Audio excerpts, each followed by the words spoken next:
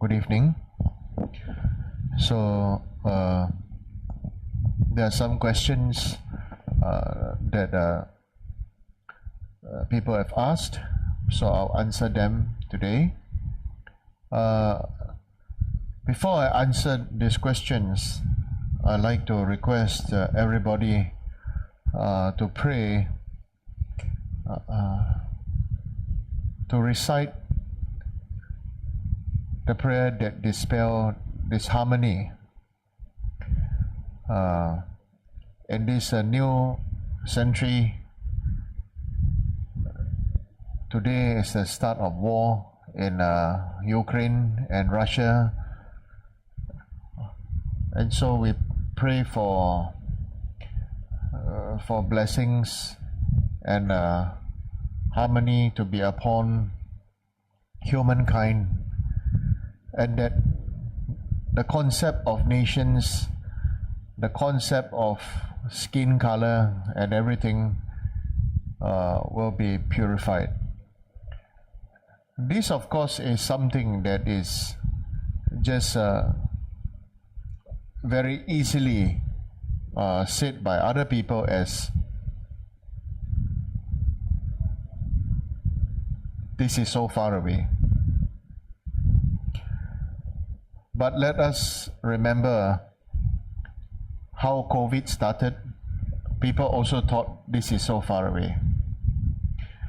All it takes is that for any one of us to not guard our body, speech and mind, and it will very easily be overtaken by worldly thoughts and worldly desires, and then it becomes self-righteous, and then it will become dangerous.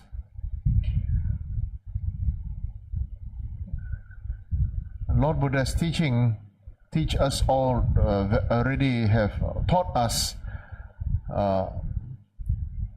about this idea of self-cherishing being the root of all suffering, and even though we may think that it is far away, but let us see how this self-cherishing can cause very great damage, and actually this is a very outdated style of thought and of being. A good example is people who in our own daily living, people who are having the idea of, I'm just here to do my own job, my own duty. I'm just here to do my duty, I get what I deserve, and then other than that, then this is not my problem. I just care about myself, can already. Okay? This kind of thinking is super outdated in this time where everything is already happening so fast, having internet, having social media and everything, everything is just happening so fast all the time. And if you really think that you can get away scot-free, or we can get away scot-free for being self-cherishing and selfish, that I can assure every one of us that is going to be the catalyst of even more further suffering, because that is the one that bring about self-righteousness in our thinking and action. So maybe I feel that person didn't do right, or that person this and that person crossed the line, that is something that I am supposed to do, and this and that. Then after that, then we bully others or misbehave, and then so It happens to all of us in all situations, in family, in workplace, in Dharma practice, in social life, in social media. If we go about continuing to think like this, then really it is not helpful at all. It is really what makes things get worse. Whatever your skin color may be, whatever your religion may be, right? So we have to be, even people of the, you see, outside we like to blame other people, justify and blame and complain. And then we will never learn and we will never heal. Because of other people's culture, other people's race, other people's religion, they are different from us, so we must divide and conquer.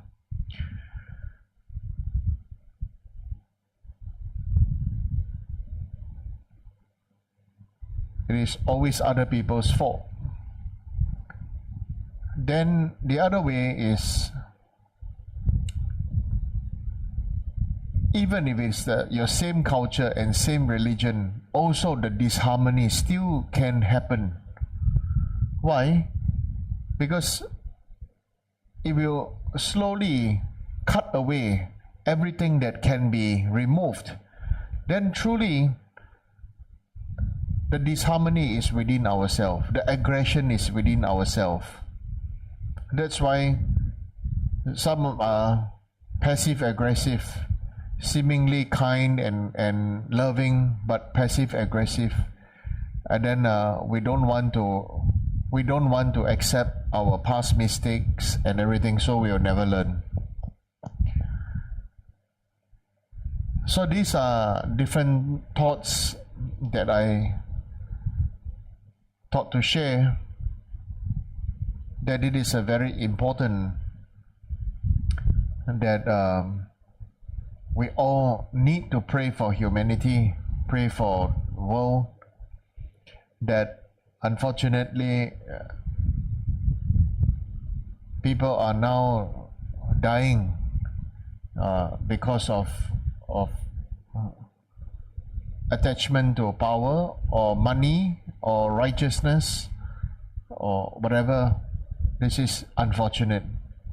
We cannot say, because we do not know who is right, who is wrong, because everybody will think and feel that they are right, and everybody will think and feel that they ought to do what they feel is the right way. All right, I feel my request for everybody is to do the kind way. Okay, that is more important than the right way. Yes, we may be right. Yes.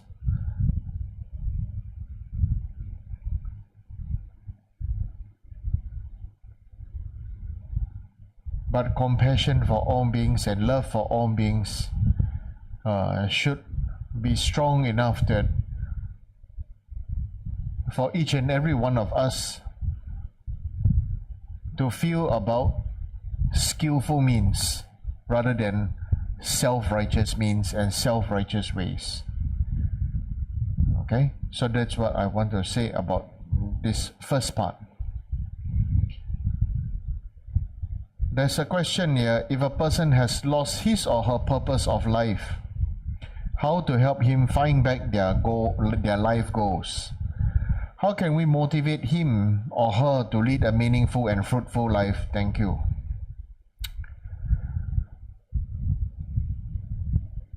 The person has lost his or her purpose of life.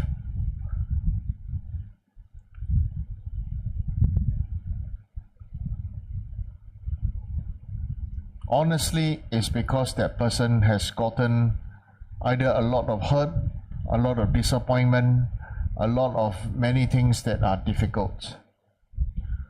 I feel it is not a matter of motivating that person to lead a meaningful life or help them find their life goals.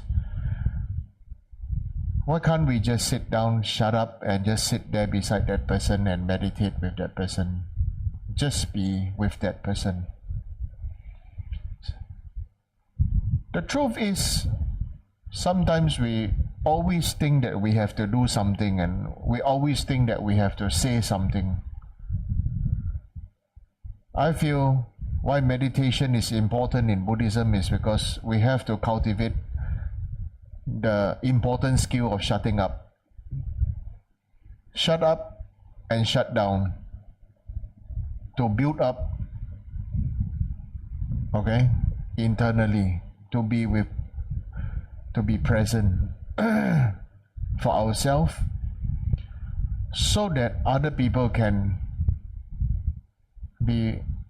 feel that they can rely on us. That is more important than having so much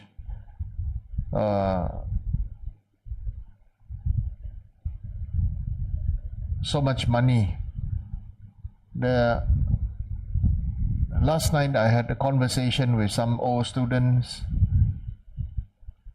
who have been with me for at least 25 years. And they say now, after so many years of putting in everything, what is the meaning of life? They have now everything that they didn't have 25 years ago. Even they said they have Dharma, but it's different.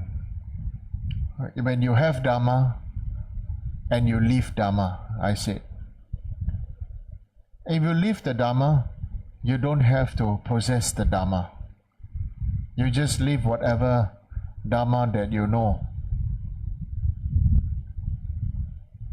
and make that Buddha Dharma alive within ourselves. All sentient beings can very easily be said to be just one modern word. I feel, honestly, it is not a nice word, but I'm going to say it. All sentient beings are one thing. All are FOMO.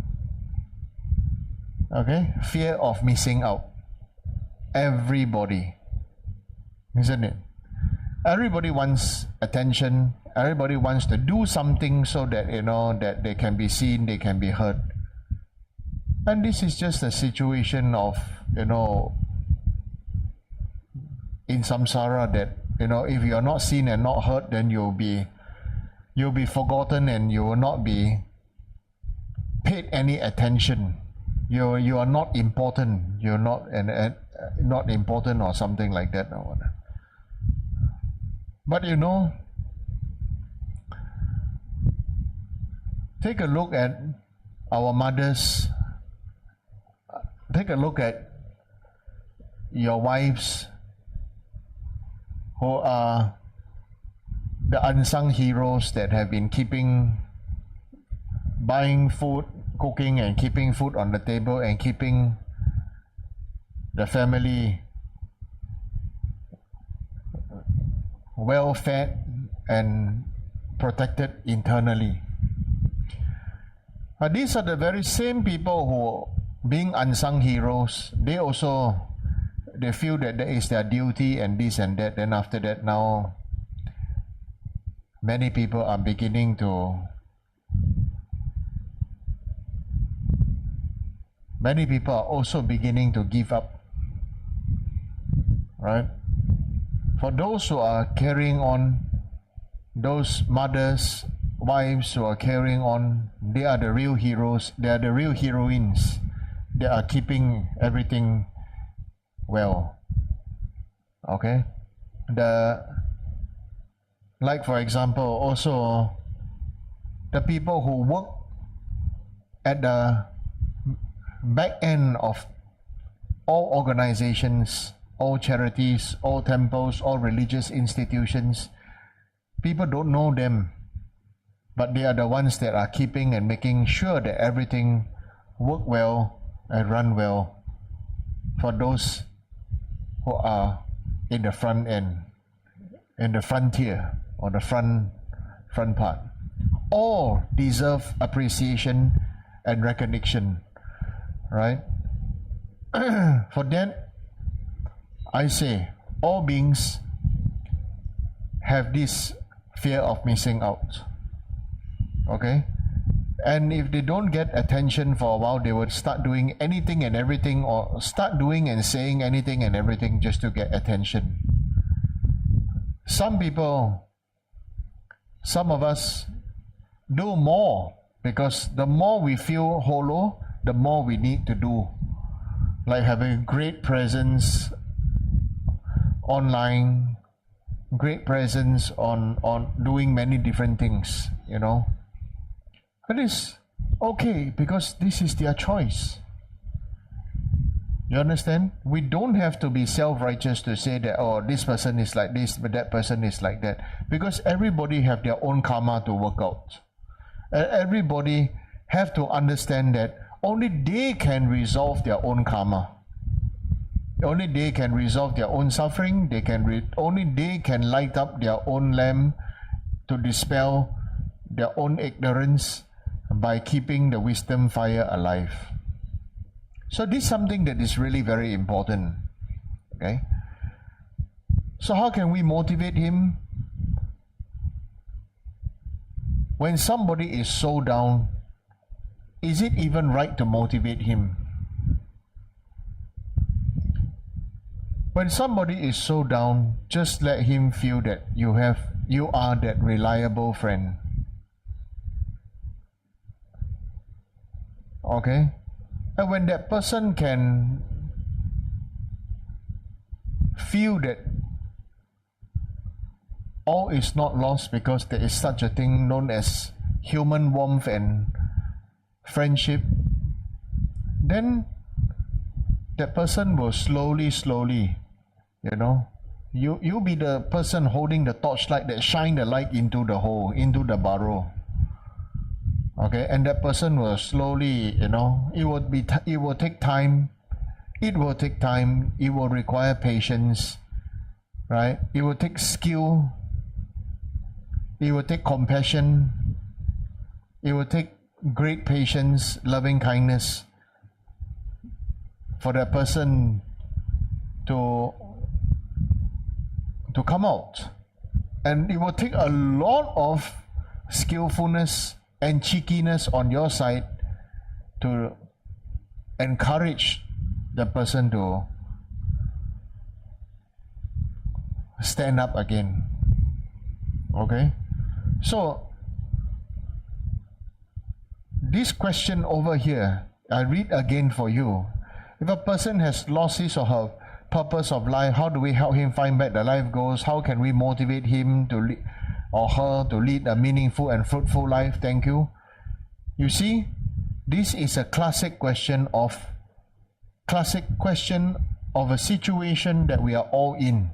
We are all about doing things, right? This is all about the conscious mind, always about doing things. But what about the subconscious mind? Why don't we let us all start to massage our subconscious mind. That is more important. You understand? Right? You see, everybody feels the sun is great, right? The sun in the sky is great, right? But do you know, actually, the moon is the one that gives us all hope in darkness. Right? So, the moon is the subconscious mind. The sun is the conscious mind, or what is in our face, in our daily life. And how can we massage our subconscious mind is by closing our eyes and meditating and doing our meditations, or analytical meditation where we can read our prayers line by line. After doing all your prayers, then you go through our prayers every day. You go through 3 lines or 5 lines and learn to feel it rather than mouth it. You see, in Bukit Timah days, I used to say, you must have the kamka, correct? Right? I used to say that, right? You need to have that feeling. And everybody feels that, at that time, misunderstand, say, oh, aren't we Buddhists not supposed to have feelings? Don't be so self-righteous. You need to have, we all have feelings. So we need to practice the Dharma, cultivate this Dharma, to massage it into us. It's like marinating ourselves, We know how to cook and marinate things, right? You marinate meat and vegetables or whatever, You need to marinate the Dharma into us, into ourselves. So this is something that is really important, to marinate the Dharma into ourselves. By reading every day, just start, reading 1 line and then close our eyes and feel it. And when you feel it, that's enough. Don't go too much. 1 line a day or 3 lines a day, that's enough. Right? Until, you start to feel it and then it becomes, really very natural. You felt in the first line, then go to the second line. Until you feel the second line, then you go to the third line. You see? Then it becomes like, it's like being in love with the prayers, with the text. The words of the text are not important. The words of the text are the tools to bring out our subconscious mind to full blossom. Okay? So that's my answer for the question 1. Question 2 here says, if someone mentioned that they have participated in pujas and prayers such as incense puja, obstacle removing puja, Zambala puja, buy items, but after the prayers and pujas they feel that do not experience any change internally or externally, and it seems like a waste of their money, why does this happen to that person? Because that person is doing business. That person is not practicing. If that person wants to have that feel something, it's better to find a prostitute or go and find I'm honest. Better you go find a prostitute. Better you go and drink coke. Go and drink your alcohol. Go karaoke. Pleasure of the senses. You get what you want immediately. But sorry, in Dharma practice, there is no business involved. We are doing this to accumulate merit. And you can only accumulate as much merit as the space in your heart and soul can hold. If I'm now a small container, I can only hold that much water. But if I'm willing to stretch out and become bigger, then I can hold this much amount of water. So, why does this happen to that person? Is because that person, whoever this person may be, they are doing it for money. They are doing it for a return or a business or something like, like what I said just now. How much you put out, you must get back some kind of gratification. See other people pray, they strike lottery. See other people do something, so they also want the same thing. Sorry, this just doesn't happen like that. Why don't everybody just say the same thing to all girls, and then maybe all the girls will like you, right? Or say all the girls say the same thing to all the men, and all the men will like you. No, life doesn't happen like this. What every one of us are attracted and connected is the ability to touch each other's heart and soul. That is what it is. Doing puja, removing obstacle and Zambala puja, buying items, doing puja means offering. Okay? Let's demystify then puja is offering. But the mantras are like soap. Right? Somebody like to say, what is the power of mantra? All right? The power of mantra is to protect our mind, and it will have an auspicious effect on our mind. Sometimes the effect only happens in your next life. You see, I'm sure all of you have this feeling of some deja vu, right? When you come temple, then you hear some mantras, or you see something, then like you're super attracted to it, or you're just being zapped by it, correct? Why? There's some connection in your past life. But there are many other people who just look at it, and then they just go. Right? Isn't it? So there really is this something about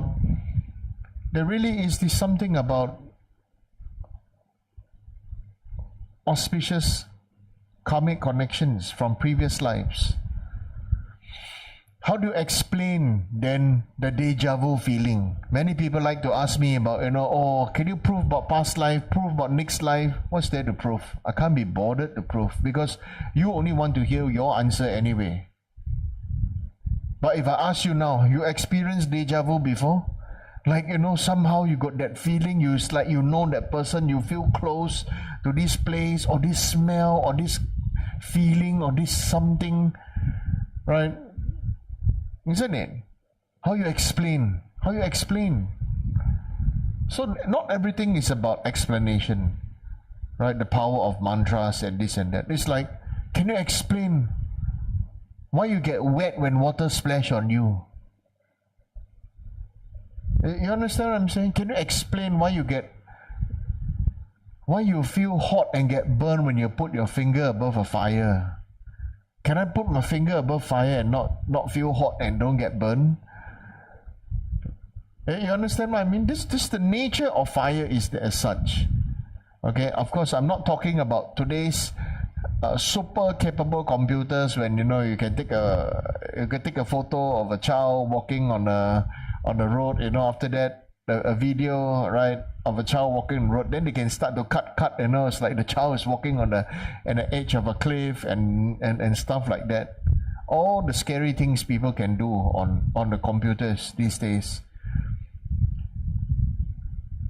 One way to say, if it causes harm to others is scary, but if it's something meaningful and innovative, or what people like, then they say is beneficial. So if our human mind and capability can do all these things, then it's imagine what it can really do, the same effort towards and becoming the light. Okay, be the light, become the light. That is what enlightenment means. Be the light. Okay, that person waste of their money, then they have lived their life because of recognition and money. Don't criticize them like this, because all beings are conditioned to chase after form, sound, recognition, money, name, fame, honor, and this and that. All beings are like that. There's no point criticizing or putting them down because they are like that. Let us all be kind and be reliable friends for one another. Especially when people have, in the Bodhisattva vows,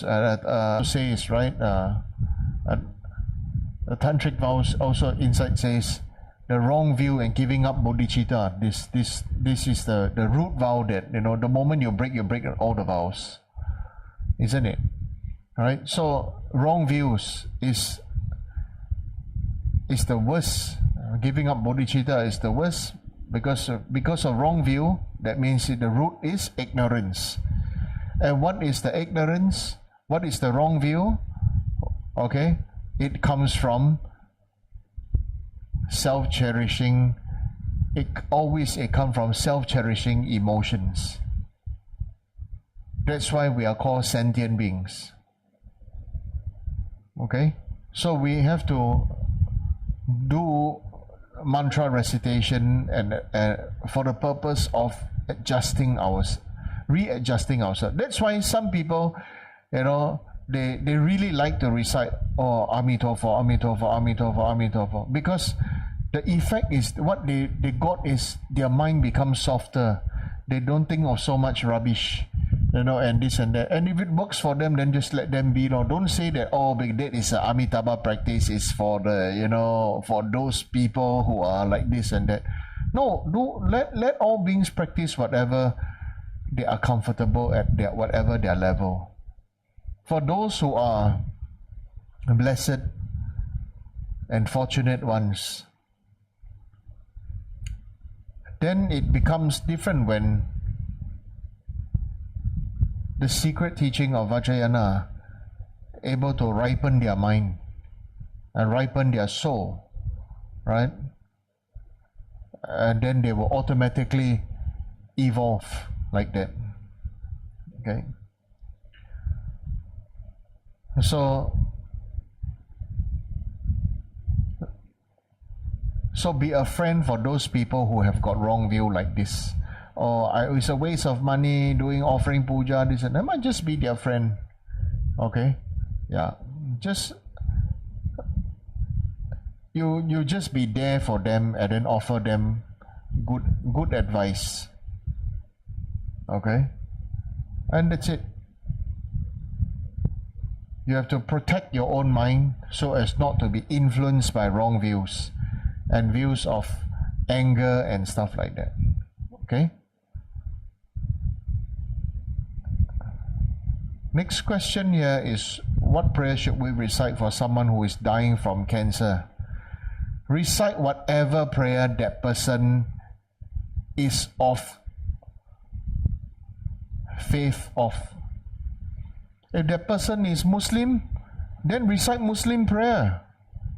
If that person is Christian, recite Christian prayer beside that person. You understand? On your own, you can do whatever prayer. What prayer work is the prayer that comes from your heart and soul. There is no most powerful prayer. It is most powerful for you if you can feel it. But the other person cannot feel it, won't feel it.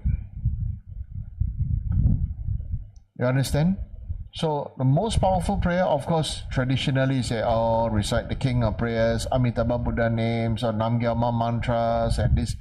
You want the textbook answers, I can give you lots of them.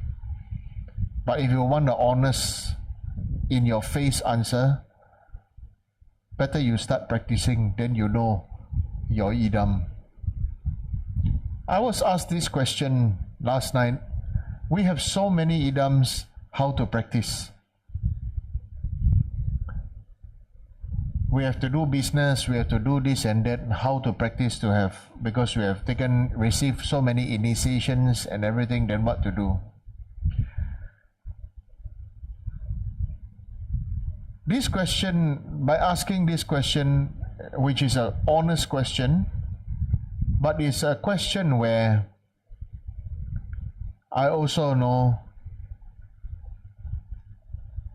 that means this person's mind is still not ripened yet. Let's say you have to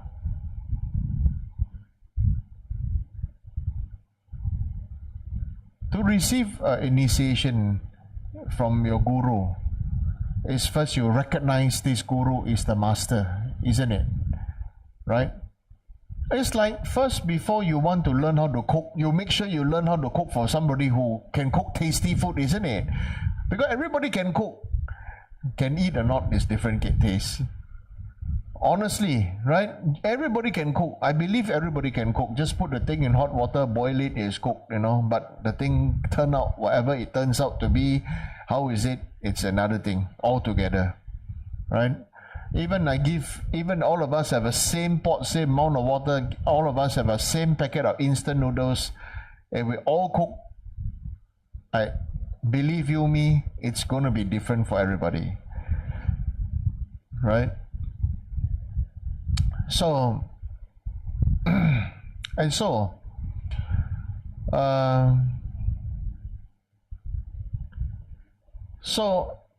you see, your guru becomes like that very, how you see your guru and what is your experience with your guru takes time. Like it takes time for you to know a chef. First you hear, which are the skilled chefs, and which chef and you, both of you can like each other's face, right? And which one you can talk to, and after you can talk and you all can sort of like mutual friendship. Sleepy, then sleep, just sleep. It's okay, you can sleep. Yeah. Just sleep. It's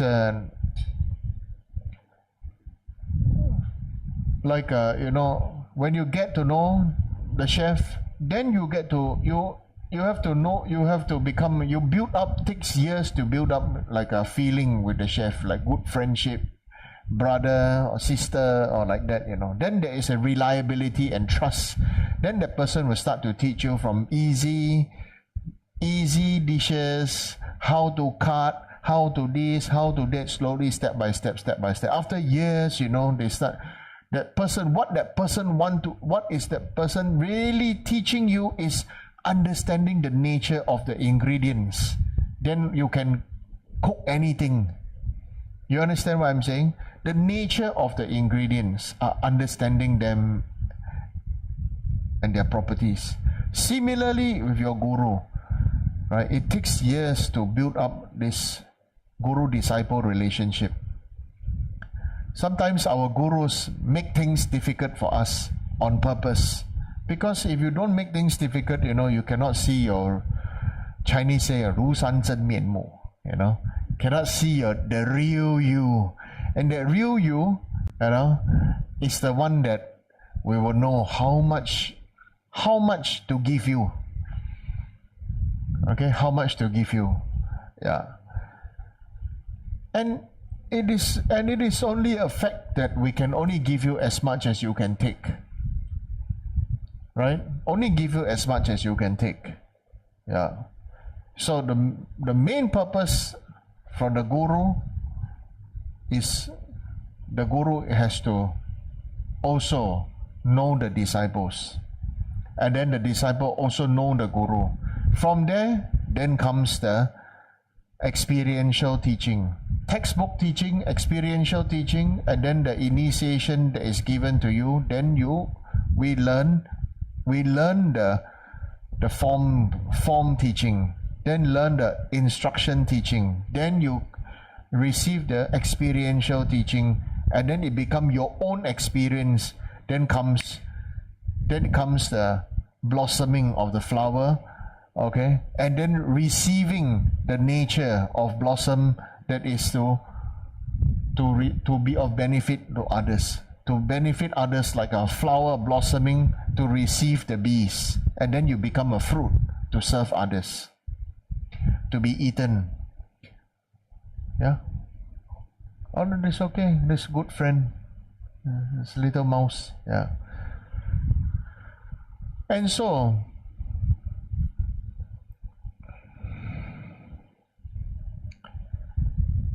how to practice with so many idams is, your guru is so kind to give you the so many facets of enlightenment. It's like if you are able to, if you are able to, if you are only able to become Spider-Man, then anything that happens, you can only become Spider-Man. Right? But you see, all beings, there are so many types of beings. Sometimes some situation need Superman and not Spider-Man. Sometimes need Naja San Taizi. Sometimes need Monkey God. Sometimes need Pixie. Right? Sometimes need Jade Emperor. Right? Sometimes need Shiva. Sometimes need Hanuman. Right? Sometimes need all kinds of manifestations. As according to the situation and the karmic connection and the karmic situation of the beings there. So you see, when you receive these idam practices, understand them to be facets of enlightenment. They are all enlightened form with their superior mantras. Okay, where in different time and place and situation you can do that for the benefit for others. Just like some situations, you know, being tough and everything, you know, is useless, and being manly and tough is useless. Then you don't become like you know, like that. Then you become like Mother Tara, right? Naked Dakini, beautiful, alluring, attractive, elegant. You arise as Mother Tara, right? She wears only the jewels that adorn the holy body as the six perfections, wearing the skirt, the Panchalika skirt that is the rainbow. Okay, that is totally see-through, right? But the form of a skirt. For what? If it's see-through, why wear skirt, right? You know why? Because beings need to see a skirt, right? But then why see-through? Because there was nothing dirty about anything in the first place. There was nothing dirty in the first place, but it's just people who say, oh, you know, this and that, you know. You see? So, really want to practice, you know, then we must understand why the Buddhas and Bodhisattvas manifest like this and like that. At different form, different time, different place, right? And to be able to help them limitlessly, there is the great emanation of so many divine forms. Right? And so but when you practice, there must be that single one that you can always be. Okay? And if you are our disciple, then of course we must practice our temple's patron deity, isn't it? Who is the most powerful patron deity like that? Okay? And then everybody says that, oh, I practice my guru. Right? Many people have written their answers out of fear. Well, to my question, where would you want to be reborn in your next life? Okay, what sex will you want to be? You want to be a man or woman, male or female? You know, many people start to write, you know, or I'll be wherever my guru is. And so if your guru goes to hell to benefit other beings, there you go. Huh? Then after that, they say, oh, scared. Better don't write that. But many people just write, oh, very easy lah, you know, where guru is going, just go. You know, they write pretty feelingless answers, but, you know, easy way out answers. Why I know? Because the way you write, I will know. I can feel your handwriting. Okay? There are also many people who don't even dare to submit their homework. They say that, oh, guru, you will know. So what if I know? But do you know yourself? Of course, our gurus know us. Why is the guru asking you to do homework It's because you need to know yourself, because if you do not know where you stand, you don't freaking know where you are going.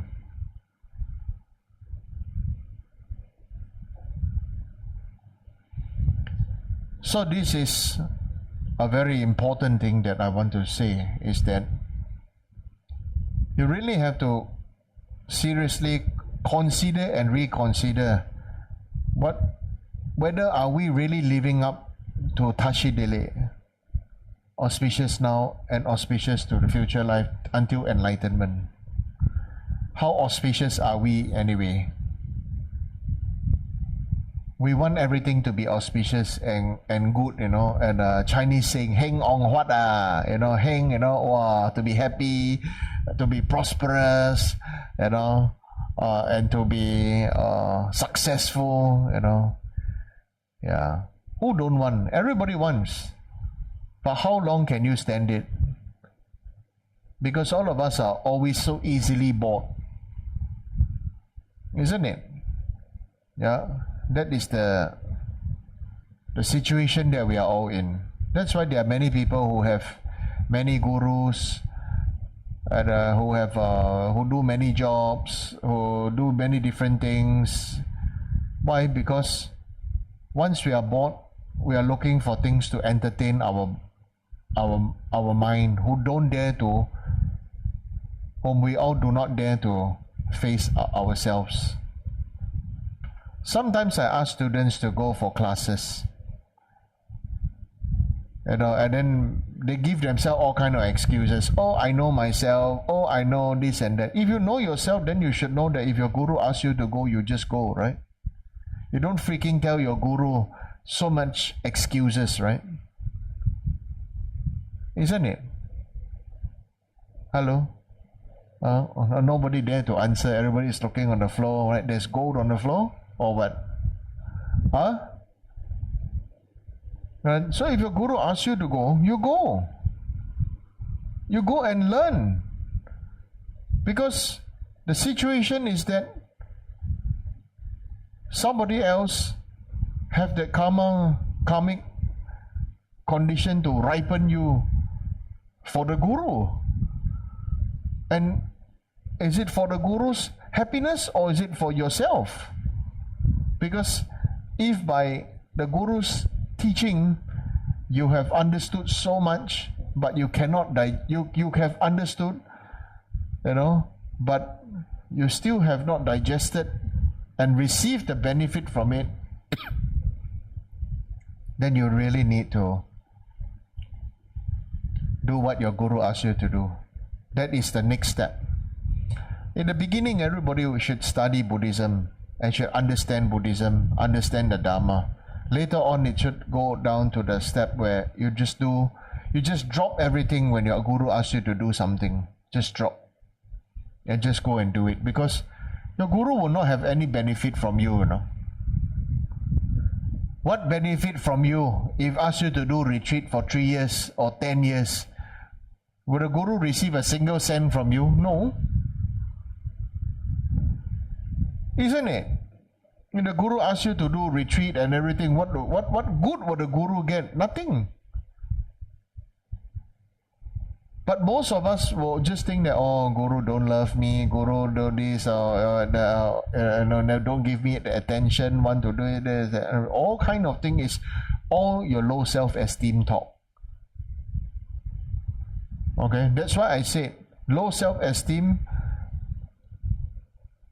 and all this FOMO thing is something that is common in everybody. Okay?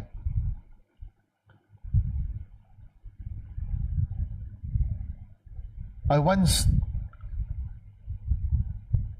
many times in the past, I always wondered why my gurus behave in a very unexplainable way in front of me.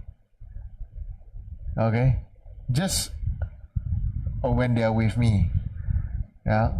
They say really funny and weird things, and they manifest very funny and weird things, right? And then after that, after so many years, I just realized, actually whatever they are doing is for me to wake the living shit out of me and just wake me up for me. That's why those manifestations happen for me. Right? Yeah. So that's why a guru is really kind and loving, because they're really doing everything they can for ourselves, for all of us. The next question here is, how does one prove and know that samsara and reincarnation are real? Many people want to know about reincarnation are real. Just go and Google or YouTube proof of reincarnation and just go and see yourself. I think Netflix, there's a movie, there's documentary about that also. Just go watch Netflix and watch Google then.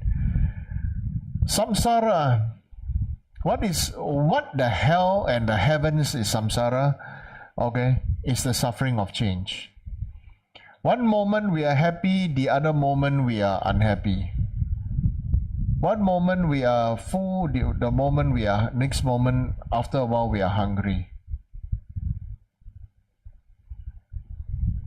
One moment we are satisfied, the other moment we are dissatisfied. What is samsara? That is samsara. Endless cycle of ups and downs. One moment that it's like, I give you a very good example. There are some people who want to be very pure. Pure in living, pure in food and everything pure. But the heart is not pure, because they are focused on the manifestation of purity. Pure vegetarian, they only wear white, they observe, they do their practices religiously, but that doesn't have results. It makes many people to become very anal about things. I cannot drink water from your house because I can only drink water from my house, because my water from my house is blessed. Outside, the water may be unclean, maybe somebody put black magic, they recited some other mantras or this and that and everything. I'm not saying this as a joke. It's because I really have met people who are like that. Okay? And it is unfortunate. It is not funny, it is unfortunate where there are people who are practicing without gurus, but they are following the form without understanding the soul of it. Okay? So what is samsara? This is samsara.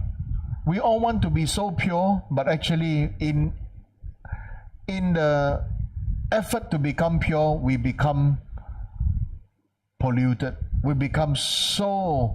fight so hard to be clean. You understand what I'm saying? We fight so hard to be clean and pure.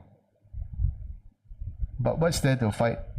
If you don't fight, naturally you're clean and you're pure. You understand what I mean? Yeah. It's like you fight so hard to have peace. Can you understand this? You understand? You fight so hard to have peace. We must say it like that. We must have peace. Right? Peace is the way to go. Peace. Right? So, if we say it like that, there's something missing, you understand? You fight so hard to have peace, but it is a fact, this is what is happening now in our own world. Outer, inner worlds is like that. That's why we must have justice. We must have this so that there is going to be peace. So all of us need to reflect. What the hell are you doing? Okay? What the hell are you doing? What the hell are you thinking? You want happiness? But are we really creating the causes of happiness? Are we really accumulating merit and lighting the lamp to dispel ignorance? You know? Yeah. I'm saying this is because I've seen when I'm seeing many Sangha fighting very hard to have peace. Whether ordained Sangha also like this, ordinary people, practitioners also like this, you know. I thought manifesting it like that is meaningful, and to let you know that all the Buddhas and Bodhisattvas and the Gurus are not blind. They are pure awareness. But you are rejecting the Buddha. You are rejecting the teaching. You are rejecting because you want to protect the darkness in you. Right? Because you want to protect you. And you are all of your identity, and you are all of your experiences, which not necessarily means it's good or beneficial, right? And so you are protecting you, undue ignorance, and undue bits and pieces of ignorance, and bits and pieces of bright sparks, and bits and pieces of good, and bits and pieces of bad. Okay? Why can't let us all, really just let it be. It will take time for the Bodhi seed in you to sprout and grow. Okay? Yeah. There's something that is important for each and every one of us. Because if not, it will go back to just now like this, where I expressed with fight very hard to have peace. Right? I scolded the person because that person was like this. Like that. I just slapped that person and I wake that person up. And this and that. You sure? Okay. So if that method work, why Shakyamuni Buddha manifests as peaceful king of, supreme king of loving kindness and peace and liberation? Why was even why Theravada, the focus is arhatship, liberation and arhatship. He who overcomes himself overcomes all battles. Right? Correct? Yeah, you can conquer the whole world, but if you can conquer yourself, you are the greatest conqueror of them all. Okay? So, I thought this method is important to let all of us think about and reflect all the strange things that we have been holding through. Okay? And be the light for yourself and others. Okay? Thank you. Good night. Any questions for Rinpoche?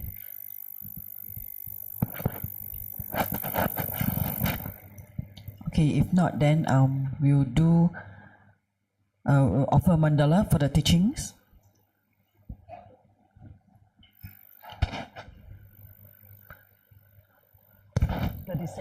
Page 36.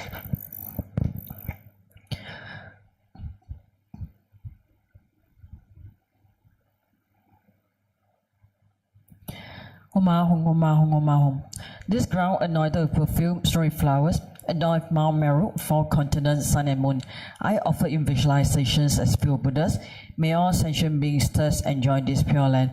Humidam Guru Rana Mandala Kapniya Tayami. Okay, let's go on to recite the long life prayer. 55.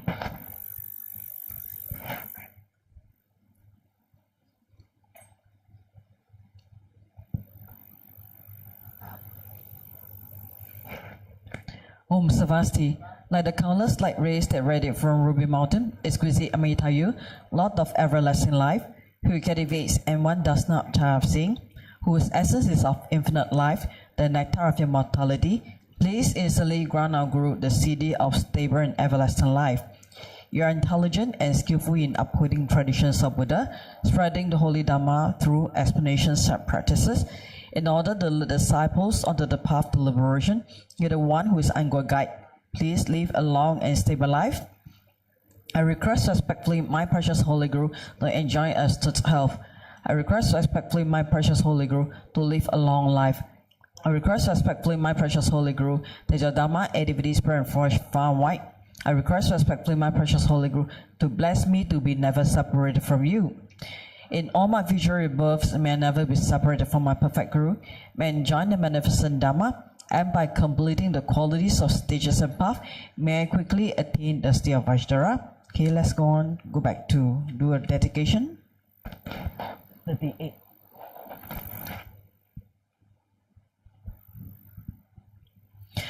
Due to this merit, may I soon attain enlightened state of Guru Buddha, that I may be able to liberate all sentient beings from the sufferings.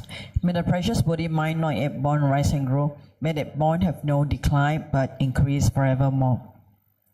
May me the way the chin raising.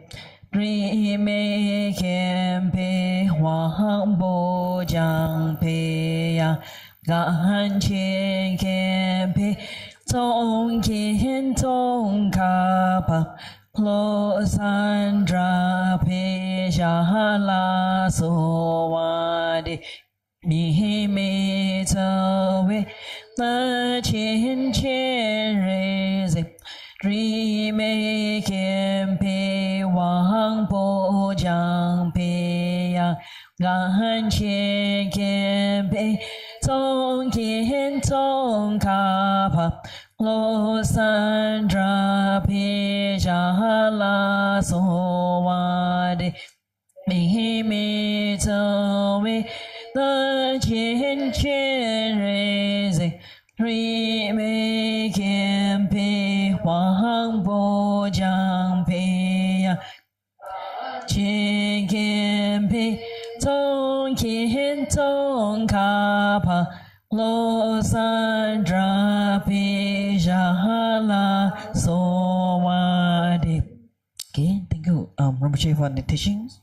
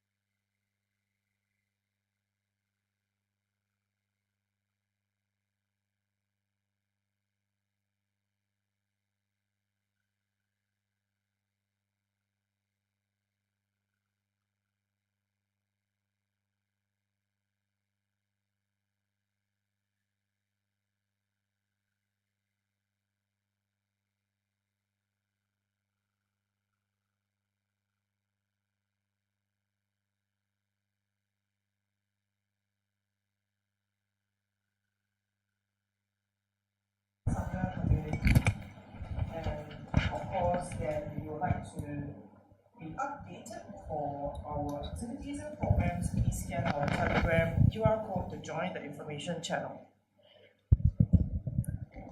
And for tomorrow, there will be the there will be fire puja at 7:30 p.m.